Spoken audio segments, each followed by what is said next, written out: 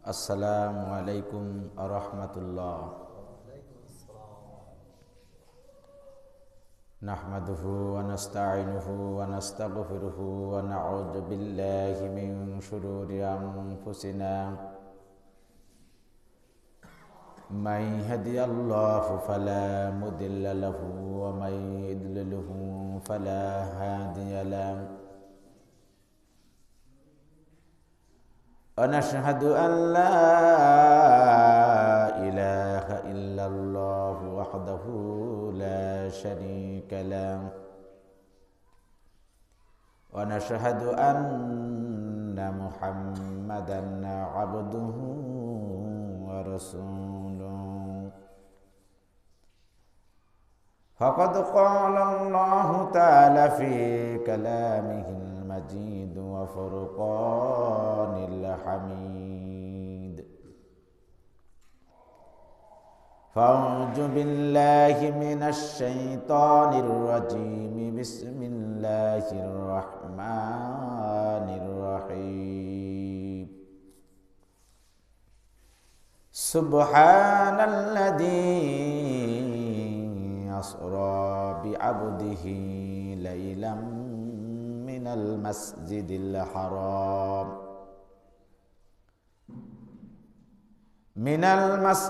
الحرام إلى المسجد الأقصى الذي باركنا حوله لنريه من آياتنا.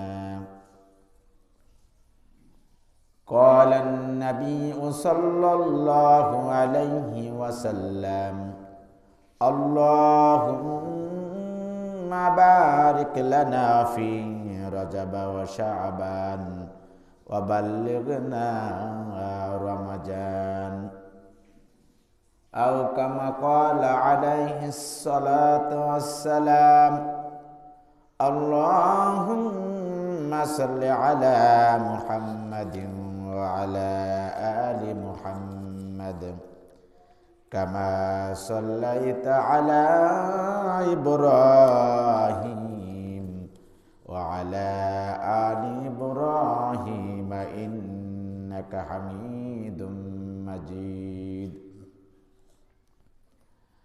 اللهم بارك على محمد وعلى آل محمد كما باركت على إبراهيم وعلى آل إبراهيم إنك حميد مجيد.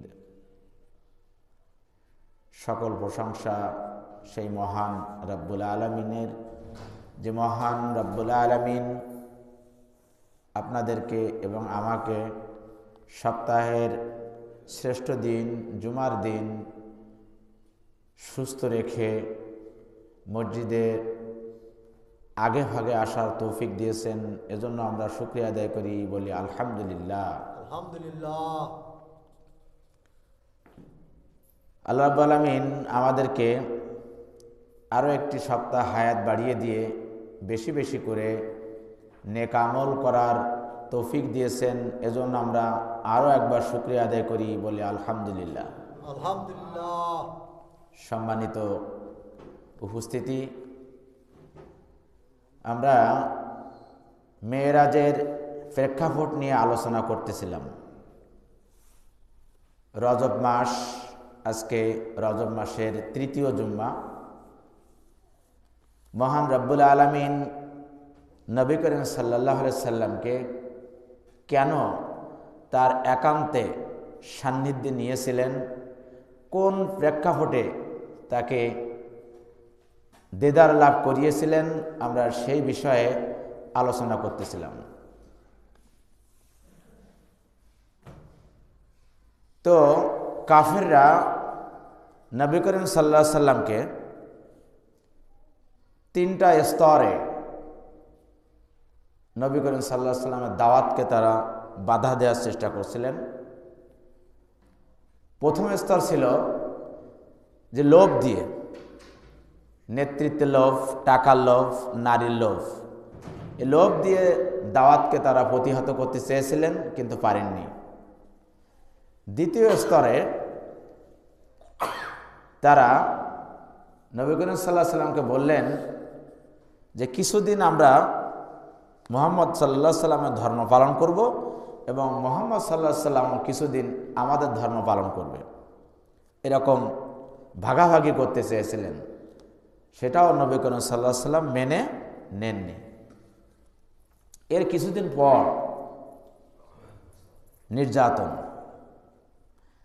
নির্যাতন দিয়ে নবী করিম সাল্লাল্লাহু আলাইহি সাল্লামের দাওয়াতকে প্রতিহত করতে চেয়েছিলেন। তো প্রথম পর্যায়ে যারা গোলাম পর্যায়ে ছিল, অর্থাৎ গরিব সাহাবী, তাদের উপর নির্যাতন করা শুরু হয়েছিল। তো এর মধ্যে প্রথম হযরত বিলাল রাদিয়াল্লাহু তাআলা আনহুকে তারা নির্যাতন করেছিলেন। বিলাল রাদিয়াল্লাহু তাআলা আনহুর মালিক ছিলেন উমাইয়া ইবনে খলফ।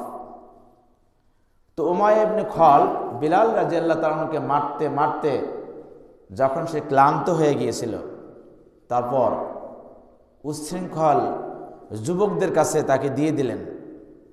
বিলাল রাদিয়াল্লাহু তাআলা আনহুর পায়ে রশি বেঁধে ওই উত্তপ্ত মরুভূমিতে তারা টানতে লাগলেন।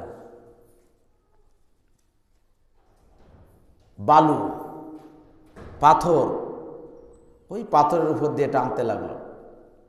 একে বিলাল রাদিয়াল্লাহু তাআলা আনহু ক্ষুধার্ত, তার উপর তার গায়ে রক্তাক্ত, কিন্তু তারপরও তারা থেমে থাকেননি।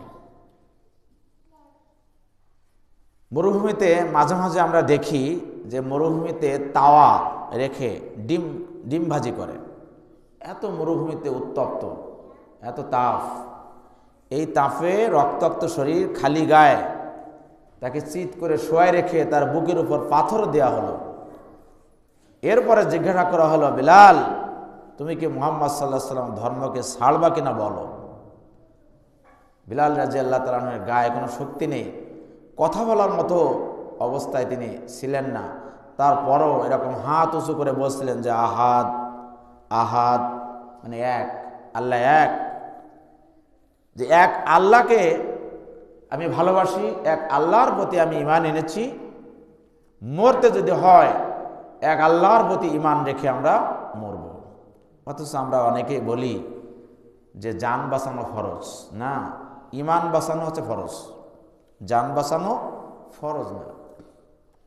এই বিলাল রাদিয়াল্লাহু তাআলা আনহু ইনি মসজিদে আজান দিতেন, মুয়াজ্জিন। নবী করিম সাল্লাল্লাহু আলাইহি সাল্লাম এই মেরাজে আরশে মহল্লায় গিয়েও এই বিলাল রাদিয়াল্লাহু তাআলা আনহুর পায়ের খড়মের শব্দ তিনি শুনেছিলেন। আর দেখেন, আমরা আমাদের সমাজে আমরা কিন্তু মুয়াজ্জিনের কদর করি না, আমরা মুয়াজ্জিনের সম্মান আমরা করি না। মসজিদে কিন্তু মুয়াজ্জিনের সম্মানটা আগে, আমরা কিন্তু এটা দিতে পারি না। তবে একটা সুসংবাদ এই যে আজকে পেপারে দেখলাম যে বর্তমান তত্ত্বাবধায়ক সরকার 17 লাখ মসজিদের ইমাম এবং মুয়াজ্জিন ও খাদেমকে ভাতার ব্যবস্থা করতেছেন, বলুন সুবহানাল্লাহ। এবং ভিতরে দেখলাম যে 10% মসজিদকে তারা প্রথমেই দিবে, 10% মসজিদকে তারা প্রথমেই দিবে, তারপর পর্যায়ক্রমে এই ভাতাটা তারা বৃদ্ধি করবে। যাই হোক, সরকার যে এত বড় একটা উদ্যোগ নিয়েছে, আমরা তত্ত্বাবধায়ক সরকারকে আমরা সাধুবাদ জানাই। তো এরকম নির্যাতন করতে করতে বিলাল রাদিয়াল্লাহু তাআলা আনহু কিন্তু অনেক নির্যাতনের শিকার হয়েছেন। তারপরও বিলাল রাদিয়াল্লাহু তাআলা আনহু কিন্তু তার ঈমানকে ছাড়েন নাই, আর তার নবী করিম সাল্লাল্লাহু আলাইহি সাল্লামের প্রতি তার ঈমান আরো গাঢ় হয়ে গিয়েছিল। এরপরে বিলাল রাদিয়াল্লাহু তাআলা আনহুর পরে হযরত আম্মার রাদিয়াল্লাহু তাআলা আনহুকে তারা নির্যাতন করেছিলেন। আম্মার রাদিয়াল্লাহু তাআলা আনহু তাকে এক মাথার থেকে পিটাতে পিটাতে আরেক মাথায় নিয়ে গেছিলেন, আরেক মাথা থেকে পিটাতে পিটাতে আরেক মাথায় নিয়েছিলেন। নবী করিম সাল্লাল্লাহু আলাইহি সাল্লাম দাঁড়িয়ে দাঁড়িয়ে শুধু এই নির্যাতন দেখতেছিলেন, কিন্তু নবী করিম সাল্লাল্লাহু আলাইহি সাল্লামের করার কোনো কিছু ছিল না। নবী করিম সাল্লাল্লাহু আলাইহি সাল্লাম আম্মারকে বললেন, ও আম্মার, তুমি একটু ধৈর্য ধরো, আমি তোমার জন্য ভেস্তের জামিনদার হয়ে গেলাম। সুবহানাল্লাহ। শুধু এটুকু তাকে ধৈর্য ধরতে বললেন। এরপর আম্মার রাদিয়াল্লাহু তাআলা আনহুকে নির্যাতন করার পরে সুমাইয়া রাদিয়াল্লাহু তাআলা আনহাকে নির্যাতন করলেন। সুমাইয়া রাদিয়াল্লাহু তাআলা আনহাকে এমন নির্যাতন করেছেন যে সন্তানের সামনে তার লজ্জা স্থানে খঞ্জর দিয়ে আঘাত করে তাকে শহীদ করে দিয়েছিলেন। এরপরে এভাবে নির্যাতন করতে করতে আরেকজন মুসলমান সাহাবীকে নির্যাতন করলেন। তার দুই পা রশি দিয়ে বেঁধে দুই উটের পায়ে বেঁধে দিলে দুই উটকে দুই দিকে চালিয়ে দিলেন, মাঝখান থেকে দুই ভাগ হয়ে গেল। এভাবে নির্যাতন শুরু করছিলেন। কিন্তু নবী করিম সাল্লাল্লাহু আলাইহি সাল্লামকে তখনও কোনো কিছু বলতে সাহস পাননি, কেননা তার চাচা আবু তালিব বেঁচে ছিলেন এবং ছায়ার মতো সবসময় তার পাশে থাকতেন। তো যখন এই নবুয়াতের অর্থাৎ এই রজব মাসের নবুয়াতের একাদশ সনে যখন আবু তালেব ইন্তেকাল করলেন, তার 3 দিনের ব্যবধানে বিবি খাদিজাতুল কুবরা রাদিয়াল্লাহু তাআলা আনহা ইন্তেকাল করলেন। এবার নবী করিম সাল্লাল্লাহু আলাইহি সাল্লামের আর আশ্রয় নেই। নবী করিম সাল্লাল্লাহু আলাইহি সাল্লাম রাস্তায় বের হয়, কাফেররা তাকে পাথর ছুঁড়ে মারে, তার গায়ে ধুলা ছুঁড়ে মারে। নবী করিম সাল্লাল্লাহু আলাইহি সাল্লাম যখন নামাজে দাঁড়ায়, উটের নাড়ি ভুঁড়ি পর্যন্ত তার পিঠের উপর রেখে দেয়। এভাবে নির্যাতন চলতে থাকে। নবী করিম সাল্লাল্লাহু আলাইহি সাল্লাম আর সহ্য করতে না পেরে উনি মনস্থ করলেন যে আমি তায়েফে যাব। তায়েফে আমার ছোটবেলায় কাটিয়েছে, আমি তায়েফবাসীর কাছে একটু যাই, তায়েফবাসীদেরকে একটু দাওয়াত দিয়ে আসি, দেখি তারা আমার দাওয়াত গ্রহণ করে কিনা। তখন নবী করিম সাল্লাল্লাহু আলাইহি সাল্লাম তায়েফে চলে গেলেন। তো তায়েফে যাওয়ার পর উনি 19 দিন এক জায়গায় অবস্থান করলেন। হযরত আব্বাস ইবনে রাদিয়াল্লাহু তাআলা আনহুর কাছে উনি অবস্থান করলেন। সেখানে কিন্তু এখন একটা মসজিদ আছে, সেই মসজিদের নাম হযরত আব্বাস রাদিয়াল্লাহু তাআলা আনহু। ওখানে থেকে উনি তায়েফের সবচেয়ে বড় নেতা, এই বড় নেতাকে আগে তিনি দাওয়াত দেওয়ার জন্য মনস্থ করলেন। এই সবচেয়ে বড় নেতার নাম ছিল আবদে ইয়ালিদ।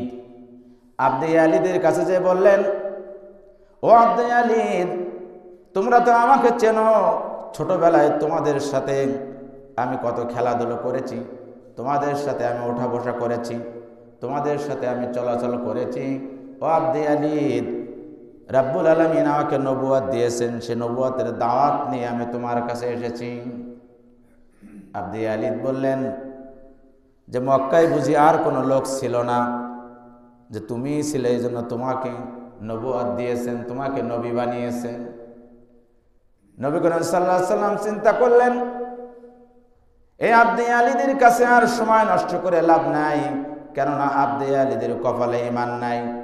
তখন নবী করিম সাল্লাল্লাহু আলাইহি সাল্লাম চলে গেলেন আরবের দ্বিতীয় নেতার নাম ছিল মাসুদ। মাসুদের কাছে চলে গেলেন। মাসুদের কাছে যে যখন দাওয়াত দিলেন, মাসুদ বললেন যে তুমি তো নবী হয়ে তুমি তো কাবা ঘরের বেইজ্জতি করছো। তখন নবী করিম সাল্লাল্লাহু আলাইহি সাল্লাম বললেন যে কেমন বেইজ্জতি করছি? মাসুদ বললেন, এতদিন আমরা কাবা ঘরের তাওয়াফ করেছি আমরা উলাঙ্গ হয়ে, আর তুমি এখন কাবা ঘর তাওয়াফ করতে বলা হচ্ছে পরনে কাপড় পরে। দেখেন, তৎকালে তারা এই যে কাপড় খুলে রাখা অর্থাৎ কাপড়কে বাদ দেওয়া, এটা তারা সম্মান মনে করত, ইজ্জতের মনে করত। আমাদের সমাজে দেখেন এখন এক শ্রেণীর লোক আছে, তারা কাপড় পরেও কিন্তু উলাঙ্গ থাকে, অর্থাৎ এমনভাবে তারা বাইরে চলাচল করে, তাদের কাপড় পরার কোনো মানে হয় না, এমন পাতলা পোশাক তারা পরিধান করে। তারা মনে করে এটাই তাদের জন্য হচ্ছে ইজ্জত। কিন্তু এই ইজ্জত হচ্ছে ওই যে মাসুদ মার্কা লোকের ইজ্জত। কারণ মাসুদ নবী করিম সাল্লাল্লাহু আলাইহি সাল্লামকে বলেছে যে কাপড় পরে কাবা ঘর তওয়াফ করে কাবা ঘরকে তুমি বেইজ্জতি করেছো। তাহলে এখন আমাদের সমাজে যারা এই যে পাতলা কাপড় এই পরিধান করে যারা বাইরে বের হয়, যারা চলাফেরা করে, তারাও কিন্তু ওই মাসুদের সন্তান। নবী করিম সাল্লাল্লাহু আলাইহি সাল্লাম চিন্তা করলেন যে এর কপালেও ঈমান নাই।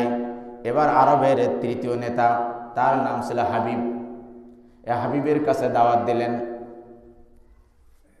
হাবিব বললেন যে তুমি যদি সত্যি সত্যি আল্লাহর নবী হও তাহলে আমি তোমার সাথে কথা বলবো না। নবী করিম সাল্লাল্লাহু আলাইহি সাল্লাম বললেন, কেন কথা বলবেন না? তখন হাবিব বললেন, কথা বলতে গেলে যদি বেয়াদবি হয়ে যায়, এই জন্য আমি তোমার সাথে কথা বলবো না। আর তুমি যদি সত্যি সত্যি যদি আল্লাহর নবী না হও তাহলে তোমার সাথে কথা বলে আমি সময় নষ্ট করতে চাই না। দেখেন কি ভক্তি! আমাদের সমাজেও কিন্তু এরকম ভক্তিলা লোক আছে, কি যে কোরআন পড়বো না, তাফসির পড়বো না, যদি ভুল হয়ে যায়, যদি ভুল হয়ে যায় এই জন্য কোরআন পড়ে না, তাফসির পড়ে না। এরা কিন্তু ওই হাবিব মার্কা, এই হাবিব মার্কা বংশধরেরা। অথচ নবী করিম সাল্লাল্লাহু আলাইহি সাল্লাম বলেছেন যে কষ্ট করে, কষ্টের সাথে যে কোরআন তেলাওয়াত করে, যে কষ্ট করে তাফসির পড়ে, তার আমলনামায় দ্বিগুণ সওয়াব লেখা হয়। বলুন সুবহানাল্লাহ। কষ্ট করে করে যারা কোরআন পড়বে, কষ্ট করে করে যারা তাফসির বুঝবে, তাদের আমলনামায় দ্বিগুণ সওয়াব লেখা হয়। এক হচ্ছে তার পড়ার জন্য, আর দুই হচ্ছে তার এই যে কষ্ট করে পড়ছে এর জন্য। তখন নবী করিম সাল্লাল্লাহু আলাইহি সাল্লাম চিন্তা করলেন এর কপালেও ঈমান নাই। চলে আসলেন। নবী করিম সাল্লাল্লাহু আলাইহি সাল্লাম আবার যখন মক্কার দিকে রওনা দিলেন, কিছু দূর আসার পরে এই তিন নেতার কিছু সন্ত্রাসী বাহিনী ছিল। আমাদের সমাজেও দেখেন নেতাদের কিন্তু কিছু সন্ত্রাসী বাহিনী থাকে, তারা কিন্তু নেতার আগে আগে চলে। এই তিন নেতার সন্ত্রাসী বাহিনী দিয়ে নবী করিম সাল্লাল্লাহু আলাইহি সাল্লামের পিছনে লেলিয়ে দিলেন। তারা নবী করিম সাল্লাল্লাহু আলাইহি সাল্লামকে পাথর নিক্ষেপ করলেন। পাথর নিক্ষেপ করতে করতে এমন অবস্থা নবী করিম সাল্লাল্লাহু আলাইহি সাল্লামের হয়ে গিয়েছিল, নবী করিম সাল্লাল্লাহু আলাইহি সাল্লাম দাঁড়ানোর মতো কোনো অবস্থা তার ছিল না, দাঁড়াতে পারছে না। তারা দু হাত দিয়ে তুলে আবার তারা নবী করিম সাল্লাল্লাহু আলাইহি সাল্লামকে নির্যাতন করেছে। তো নবী করিম সাল্লাল্লাহু আলাইহি সাল্লাম সহ্য করতে না পারে একটা পাহাড়ের পাদদেশে উনি বসে পড়লেন। ওই পাহাড়ের পাদদেশে তিনি যখন বসলেন, পাহাড়ের উপরে ওই উচ্ছৃঙ্খল যুবকেরা উঠে তারা পাথর মেরে নবী করিম সাল্লাল্লাহু আলাইহি সাল্লামকে যখন শেষ করতে চেয়েছিলেন, তখন জিবরাইল আমিন চলে আসলেন। জিবরাইল আমিন এসে নবী করিম সাল্লাল্লাহু আলাইহি সাল্লামকে বলছে, ইয়া রাসূলুল্লাহ, ইয়া হাবিবাল্লাহ, আপনি এত নির্যাতন সহ্য করছেন, তারপরও আপনি কেন আল্লাহর সাহায্য কামনা করছেন না? নবী করিম সাল্লাল্লাহু আলাইহি সাল্লাম বললেন, ভাই জিবরাইল, এরা আমাকে চিনতে পারেনি।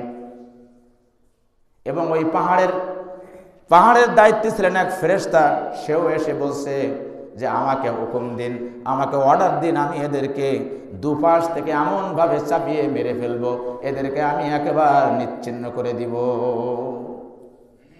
তখন নবী করিম সাল্লাল্লাহু আলাইহি সাল্লাম বললেন যে না, এরা আমাকে চেনে না, এদের ভিতর থেকে এমন লোক বের হবে যারা আমাকে চিনবে এবং যারা আমার প্রতি ঈমান আনবে, এজন্য এদেরকে মারা যাবে না, আমি এদেরকে সবাইকে আমি ক্ষমা করে দিলাম। সুবহানাল্লাহ। এরপর নবী করিম সাল্লাল্লাহু আলাইহি সাল্লাম ওই পশ্চিম দিকে রাস্তা দিয়ে না যেয়ে উনি একটু ডানে গেলেন, একটু ডান দিকে চলে গেলেন। কেননা উনি দেখলেন এই পশ্চিম দিকে গেলে আবারও নির্যাতনের শিকার আমি হতে পারি, এজন্য একটু ডান দিকে গেলেন। একটু ডান দিকে যাওয়ার পরে নবী করিম সাল্লাল্লাহু আলাইহি সাল্লাম একটা আঙ্গুর বাগান পেলেন। এখন সেখানে বেদানার বাগান রয়েছে, এখন সেখানে রয়েছে বেদানার বাগান, আর আগে ছিল আঙ্গুরের বাগান। ওই আঙ্গুর বাগানের মালিক উনি নবী করিম সাল্লাল্লাহু আলাইহি সাল্লামকে দেখে চিনতে পারলেন। তখন ওই আঙ্গুর বাগানের মালিক তার গোলামকে বললেন, ও গোলাম, তুমি ওই লোকটার জন্য কিছু আঙ্গুর নিয়ে যাও। একটা প্লেটে করে কিছু আঙ্গুর নিয়ে পাঠিয়ে দিলেন। গোলাম যখন নবী করিম সাল্লাল্লাহু আলাইহি সাল্লামের কাছে আঙ্গুর নিয়ে আসলেন, নবী করিম সাল্লাল্লাহু আলাইহি সাল্লাম বিসমিল্লাহ বলে যখন আঙ্গুর খাওয়া শুরু করলেন, গোলাম তখন বললেন যে আপনি কে? এই দেশের কোনো লোক তো বিসমিল্লাহ বলে খাওয়া শুরু করে না, আসলে আপনি কে, আপনার পরিচয় কি? নবী করিম সাল্লাল্লাহু আলাইহি সাল্লাম তখন বললেন, তোমার নাম তো আকদাস, তাই না? তখন আকদাস বলছে, ওই গোলাম বলছে, হ্যাঁ আমার নাম হচ্ছে আকদাস, কিন্তু আমার নাম যে আকদাস এটা আপনি কি করে জানলেন? আমি তো আপনাকে আমার নাম বলি নাই। নবী করিম সাল্লাল্লাহু আলাইহি সাল্লাম বললেন, তোমার বাড়ি তো নেনুয়া শহরে। তখন বলছে, হ্যাঁ আমার বাড়ি নেনুয়া শহরে, আমি তো আমার শহরের নামও বলি নাই, আপনি কি করে জানলেন? বলছে, তোমার ওই শহরে একজন নবী এসেছিল, সেই নবীর নাম ছিল হযরত ইউনূস আলাইহিস সালাম। তোমার দেশে যে নবী এসেছিল ওই নবী হযরত ইউনূস আলাইহিস সালাম, তো এক নবী হচ্ছে আরেক নবীর খবর রাখে। আল্লাহ রাব্বুল আলামিন এক নবীর খবর আরেক নবীর কাছে দিয়ে দেয়। দেখেন কতটুকু কৌশল অবলম্বন করলেন। হযরত মুহাম্মদ সাল্লাল্লাহু আলাইহি ওয়াসাল্লাম যে নবী এটা কিন্তু একবারও বললেন না, কৌশল করে বললেন, সুন্দর করে হিকমত খাটিয়ে বললেন। তখন এই গোলাম আকদাস বললেন, তাই যদি হয় তাহলে আমি আপনার হাতে হাত রেখে কলেমা পড়ছি, আপনি আমাকে কলেমা পড়িয়ে নিন। লা ইলাহা ইল্লাল্লাহু মুহাম্মাদুর রাসূলুল্লাহ সাল্লাল্লাহু আলাইহি ওয়াসাল্লাম। নবী করিম সাল্লাল্লাহু আলাইহি ওয়াসাল্লাম এবার ওখান থেকে একটু সুস্থ হয়ে চলে আসলেন মক্কা শরীফের প্রায় কাছাকাছি বাকি নামক স্থানে, যেখানে বাকি কবরখানা রয়েছে, ওই কবরখানার কাছাকাছি আসলেন। কাছাকাছি আসার পরে ওনার সংবাদ দেওয়া হলো যে মক্কার ভিতরে যেন উনি না ঢোকে। মক্কাবাসী তারা নাগরিকত্ব বাতিল করে দিয়েছে এবং তাকে মক্কায় আর ঢুকতে দেওয়া হবে না। নবী করিম সাল্লাল্লাহু আলাইহি ওয়াসাল্লাম তখন ওই জায়গায় অবস্থান নিলেন। ওই জায়গায় অবস্থান নেওয়ার পরে উনি বসে বসে কোরআন তেলাওয়াত করতেছিলেন। তো কোরআন তেলাওয়াত শুনে একদল জিন নবী করিম সাল্লাল্লাহু আলাইহি ওয়াসাল্লামের এই তেলাওয়াত শুনে তারা এসে নবী করিম সাল্লাল্লাহু আলাইহি ওয়াসাল্লামের হাতে হাত দিয়ে তারা মুসলমান হয়ে গেল, তারা ঈমান আনলো। সুবহানাল্লাহ। তখন নবী করিম সাল্লাল্লাহু আলাইহি ওয়াসাল্লাম চিন্তা করলেন, আমি তায়েববাসীর কাছে গেলাম, তায়েববাসী আমার ঈমান গ্রহণ করলো না, অথচ আমি গোলামকে আমি ঈমানের দাওয়াত দেইনি, গোলাম আমার দাওয়াত গ্রহণ করলো। এই জিনদেরকেও আমি দাওয়াত দেইনি, জিনরাও আমার দাওয়াত গ্রহণ করলো। এটা বলে উনি একটু আশ্বস্ত হলেন, মনে একটু শান্তি পেতে লাগলেন। এমতো অবস্থায় মক্কার একজন নেতা ছিলেন, উনিও একজন নেতা, তিনি হলো কাফের নেতা। ওনার নাম ছিল মুতিম ইবনে আদি ইবনে খিয়াম। এই মুতিম ইবনে আবি ইবনে খিয়াম এনার অনেকগুলো সন্তান ছিল।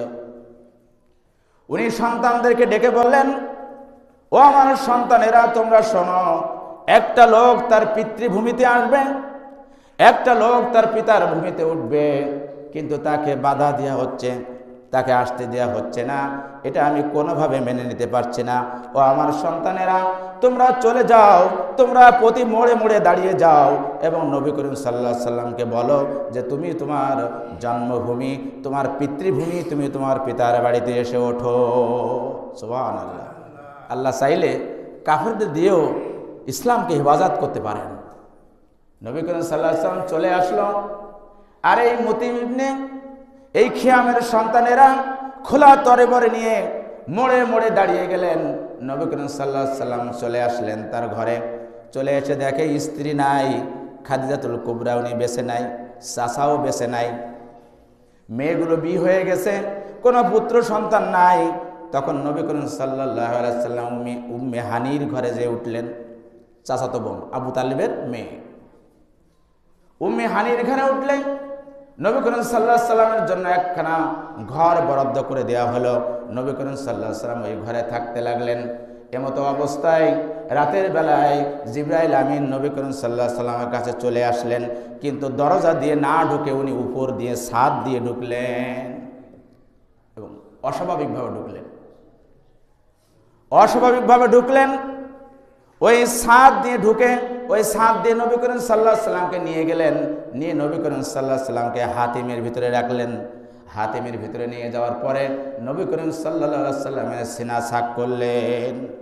সিনা ছাক করলেন এজন্য যে যে ঊর্ধ্বে আকাশে যাবেন, তো ঊর্ধ্ব আকাশে যেতে গেলে যে রহমত, যে বরকত দরকার, সে রহমত এবং বরকত দিয়ে সেটাকে পরিপূর্ণ করে দিলেন।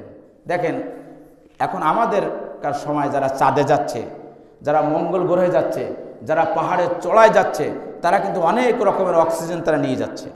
তো নবী করিম সাল্লাল্লাহু আলাইহি সাল্লামকে উপরে নেবেন, তো নবী করিম সাল্লাল্লাহু আলাইহি সাল্লামেরও এরকম সিনা ছাক করে রহমত এবং বরকত দিয়ে পরিপূর্ণ করে জিবরাইল আমিন নবী করিম সাল্লাল্লাহু আলাইহি সাল্লামকে নিয়ে গেলেন বাইতুল মুকাদ্দাস। আমাদের নবী করিম সাল্লাল্লাহু আলাইহি সাল্লাম যে ইমামুল মুরসালিন, এই ইমামুল মুরসালিন উপাধিটা তিনি কেন পেলেন, কিভাবে পেলেন, শোনেন এবার সেই ঘটনা। যখন বাইতুল মুকাদ্দাসে সবাই চলে গেলেন, ওখানে সমস্ত নবীরা ওখানে রয়েছে, সমস্ত রাসূলরা ওই বাইতুল মুকাদ্দাসে ওই রাতে রয়েছে, ওখানে 2 রাকাত নামাজ আদায় করবেন সবাই। কিন্তু সবাই মনে মনে ভাবছে যে আজকের এই নামাজের ইমামতি কে করবেন। হযরত আদম আলাইহিস সালাম মনে মনে ভাবছে, আমি তো পৃথিবীর প্রথম নবী এবং প্রথম মানুষ, আজকে মনে হয় আমি এই নামাজের ইমামতি করব। হযরত নূহ আলাইহিস সালাম মনে মনে ভাবছে, আমাকে তো বলা হয় আদমে সানি, সব কিছু ধ্বংস হওয়ার পরে আবার নতুন করে আমি পৃথিবীটা উজ্জীবিত করেছি, আমি মনে হয় আজকে এই নামাজের ইমামতি করব। হযরত ইব্রাহিম আলাইহিস সালাম মনে মনে চিন্তা করে, আমাকে তো আগুনে পুড়িয়ে দেওয়ার জন্য আগুনে ফেলিয়ে দেওয়া হয়েছিল, আমি সেই আগুন থেকে বেঁচে গিয়েছিলাম, আজকে মনে হয় এই নামাজের ইমামতি আমি করব। এমনিভাবে প্রত্যেক নবী এবং রাসূল তারা মনে মনে চিন্তা করতে লাগলো এবং মনে মনে ভাবতে লাগলো যে এই নামাজের ইমামতি মনে হয় আমি করব। কিন্তু দেখা গেল জিবরাইল আমিন নবী করিম সাল্লাল্লাহু আলাইহি সাল্লামকে সামনে নিয়ে ইমামতির আসনে বসিয়ে দিলেন। বলুন সুবহানাল্লাহ। এবং সেই থেকে আপনার আমার নবী হয়ে গেল ইমামুল মুরসালিন, মানে নবীদেরও ইমাম। তো যখন নবী করিম সাল্লাল্লাহু আলাইহি সাল্লাম ইমামতি করলেন, করার পরে ইতিমধ্যে একটা ঘটনা ঘটে গিয়েছিল যে দেখেন কোরআনের যে আয়াত আমি প্রথম পড়েছি, এই কোরআনের আয়াত এবং অসংখ্য হাদিস, আমি 2 জুম্মা আগে বলেছিলাম যে 26 জন সাহাবী এই শবে মেরাজের আলোচনা করেছেন, শবে মেরাজের বর্ণনা করেছেন। হাদিসে রয়েছে, কোরআনেও রয়েছে, তারপরও একটা বাস্তব প্রমাণও কিন্তু রয়েছে। এই বাস্তব প্রমাণ এটা হচ্ছে বর্ণনা করেছেন হযরত আবু সুফিয়ান। আবু সুফিয়ান তখন ঈমান গ্রহণ করেননি, উনি তখন ওই বাইতুল মুকাদ্দাসের ওই এলাকায় ছিলেন, ওই জায়গায় ছিলেন। নবী করিম সাল্লাল্লাহু আলাইহি সাল্লাম দাইহাতুল কলবিকে দিয়ে বাদশাহ হিরাক্লিয়াসের কাছে একখানা চিঠি দিয়েছিলেন, তাকে ইসলামের দাওয়াত দেওয়ার জন্য। দাইহাতুল কলবির মাধ্যমে যখন চিঠিখানা হিরাক্লিয়াসের কাছে গেল, হিরাক্লিয়াস ভাবতেছেন যে আমি তো এই নবুয়তের এই চিঠিখানা পেয়েছি, দাওয়াতের এই চিঠিখানা পেয়েছি, কিন্তু এই লোকটা সম্পর্কে আমি কি করে জানবো। উনি তখন মক্কার লোকদেরকে খোঁজা শুরু করলেন। সেই সময় আবু সুফিয়ান তার দলবল নিয়ে ওখানে ছিলেন। আবু সুফিয়ানকে তার দরবারে ডাকা হলো। আবু সুফিয়ান উনি ইসলাম গ্রহণ করার পরে, মক্কা বিজয়ের পরে উনি ইসলাম গ্রহণ করেছিলেন। মক্কা বিজয়ের পরে উনি এই হাদিসটা বর্ণনা করতেছেন। আবু সুফিয়ান বলতেছেন, আমার কাছে যখন বাদশাহ হিরাক্লিয়াস জিজ্ঞাসা করলো যে এই লোকটা কেমন, তখন আমি একবার ভেবেছিলাম যে আমি মিথ্যা কথা বলবো, এই লোকটার সম্পর্কে আমি মিথ্যা কথা বলবো, কিন্তু 2টো কারণে আমি মিথ্যা কথা বলতে পারি নাই। তার 1 নম্বর কারণ হচ্ছে, আমি যদি নবীর সম্পর্কে মিথ্যা কথা বলি তাহলে আমার সঙ্গী সাথী যারা আছে তারা আমাকে নেতা মানবে না। দেখেন তারা কাফের, তারপরও তাদের নীতি ছিল যে নেতা মিথ্যা কথা বলবে না। মিথ্যা বললে আমার লোকেরা আমাকে নেতা মানবে না। এবং উনি আরেকটা কারণে মিথ্যা বলেন নাই, সেটা হচ্ছে যদি আমি মিথ্যা কথা বলি বাদশাহ হিরাক্লিয়াসের কাছে আমি ধরা খেয়ে যাই, তাহলে বাদশাহ হিরাক্লিয়াস আমাকে মেরে ফেলবে। এই 2টো কারণে উনি মিথ্যা বলেন নাই। তবে উনি মনে মনে বললেন যে আমি এমন একটা জিনিস বলবো, যে জিনিস বললে বাদশাহ নিজেই চিন্তা করবে যে এই নবী এই হচ্ছে মিথ্যাবাদী নবী। তাই আবু সুফিয়ান বলল, বাদশাহ নামদার কি আর বলবো, সেই লোকটা বলে সেই লোকটা নাকি এক রাতে বাইতুল্লাহ শরীফ থেকে এই বাইতুল মুকাদ্দাসে এসেছে এবং বাইতুল মুকাদ্দাস থেকে সে সপ্ত আসমান নাকি ভ্রমণ করেছে এবং আবার নাকি সে এক রাতের ভিতরে সে আবার তার জায়গায় চলে এসেছে। তখন এই বাদশার দরবারে ছিল একজন পাদ্রী, নাম তার ইলিয়াব। ইলিয়াব পাদ্রী তখন বললেন, হ্যাঁ বাদশাহ নামদার, এই ঘটনা সত্য আমি জানি। তখন বাদশাহ হিরাক্লিয়াস ওই আবু সুফিয়ানের থেকে মুখ ঘুরাই নিয়ে ইলিয়াবের দিকে মুখ ঘুরালেন। ইলিয়াবকে বললেন, ইলিয়াব তুমি বলো তুমি কি জানো। তখন ইলিয়াব বলছে, বাদশাহ আমরা বাইতুল মুকাদ্দাসের খেদমতে আমরা ছিলাম। প্রতিদিনের ন্যায় আমরা ওই দিন ইশার নামাজের পরে আমরা যখন বাইতুল মুকাদ্দাসের সব দরজা জানালাগুলো আমরা বন্ধ করে দিলাম, বন্ধ করে দেওয়ার পরে যখন আমরা মেন দরজাটা আমরা বন্ধ করতে গেলাম, ওই দরজা আমরা আর বন্ধ করতে পারছিলাম না। দেখেন আমাদের কিন্তু মুয়াজ্জিন সাহেব ঈশার নামাজের পরে সব কিন্তু বন্ধ করে দেয়, এটাও বন্ধ করে দেয়। ওই রকম ওনারাও বন্ধ করতে গেছে। বন্ধ করতে যাওয়ার পরে ওই মেন দরজা, মেন গেট কোনোভাবে আর বন্ধ করতে পারে না। ওই রাতে তারা কাঠ মিস্ত্রি নিয়ে আসলো। কাঠ মিস্ত্রি আনার পরে কাঠ মিস্ত্রি পরীক্ষা নিরীক্ষা করে বলছে যে এই দরজার উপরে ওয়াল চাপা পড়ছে, এটা রাতের বেলায় এটা সারানো সম্ভব না। বাদশাকে বললেন, বাদশা নামদার আমরা ওই মেন দরজা আমরা খোলা রাখলাম। খোলা রাখার পরে আমরা দেখতে লাগলাম, আমরা খেয়াল করতে লাগলাম যে আজকে কেন আমরা এই দরজা আমরা দিতে পারছি না। রাত যখন গভীর হয়ে গেল আমরা দেখলাম অনেক লোকের সমাগম হয়ে গেল। অনেক লোকের যখন সমাগম হয়ে গেল আমরা অনেক শব্দ শুনলাম, কিন্তু আমরা কেউ ভয়ে আমরা বের হতে পারি নাই। আমরা ফজরের নামাজে যখন ফজরের আজান হলো, আমরা যখন ফজরের নামাজ পড়তে গেলাম, ফজরের নামাজ পড়তে যাওয়ার পরে আমরা ওই দরজাখানা আমরা বন্ধ করলাম। অটোমেটিকভাবে ওই দরজা বন্ধ হয়ে গেল। বলুন সুবহানাল্লাহ। এবং আমরা দেখলাম যে উজু করেছে অনেক লোকজন, সে উজুর পানিগুলো গড়িয়ে গড়িয়ে যাচ্ছে। আল্লাহ যদি ইচ্ছা করে কোনো কিছু, আল্লাহ কি বলেন, কুন হও ফায়াকুন, অতঃপর সেটা হয়ে যায়। তো যেহেতু আমরা ধারাবাহিকভাবে এই মেরাজে আলোচনা করব, আমাদের সামনে এখনো দুটো জমা রয়েছে, আমরা আলোচনা করব ইনশাল্লাহ। আমাদের সভাপতি সাহেব আছেন,